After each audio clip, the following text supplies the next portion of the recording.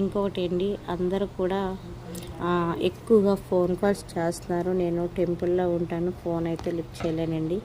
దయచేసి నన్ను ఎవ్వరూ తప్పుగా అనుకోవద్దు. అందులో వారాహి అమ్మవారి నవరాత్రులు అయితే త్వరలో మనందరికీ స్టార్ట్ అవబోతున్నాయి. తెలుసు కదా, 7వ నెల వస్తే అమ్మవారి నవరాత్రులు స్టార్ట్ అవుతున్నాయని. అందుకనే ఈ టెంపుల్ దగ్గర నేనైతే చాలా బిజీగా ఉన్నాను. అయినా ఫోన్ లిఫ్ట్ చేస్తాను.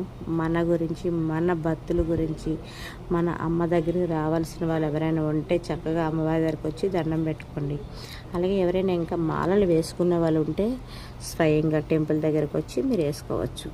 అది వారాహి అమ్మవారి మాల అయితే మీరు టెంపుల్ దగ్గరకు వచ్చి వేసుకోండి. అలాగే మీకు నా కాంటాక్ట్ నెంబర్ కూడా మీకు ఇస్తాను. అంటే ఇక్కడే వేసుకోవాలని ఏమీ లేదండి.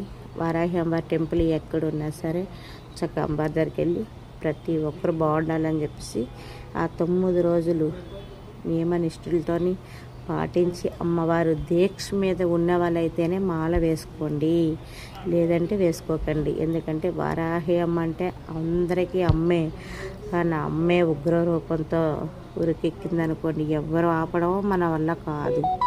కాబట్టి మనందరికీ మంచి జరగాలి అనుకుంటే, అమ్మవారి దీక్ష తీసుకోవాలి అనుకుంటే 1-10 సార్లు ఆలోచించుకొని అమ్మవారిని మనం చేయగలం అనేసి నమ్మకం ఉంటే, ఆ నమ్మకంతోనే మీరు 9 రోజులు కూడా మాల వేసుకొని చక్కగా పూజలు చేసుకుంటే మనందరికీ బాగుంటుంది. ఇంట్లో అందరూ కూడా చక్కగా చల్లగా ఆ అమ్మవారి అనుగ్రహంతో బాగుండాలి అనేది నేనైతే కోరుకుంటున్నానండి. ప్లీజ్ అండి, ఫోన్ కాల్స్ చాలా వస్తున్నాయి. నెంబర్ ఎందుకంటే నేను ఇస్తున్నాను, అడ్రస్ తెలియని వాళ్ళకి లొకేషన్ అది పంపించడానికి మాత్రమే నేను ఇస్తున్నానండి. అంతేగాని మీరు ఫోన్లు అలా చేస్తూ ఉంటే నేను ఫోన్లు ఎక్కడైనా లిఫ్ట్ చేయగలను.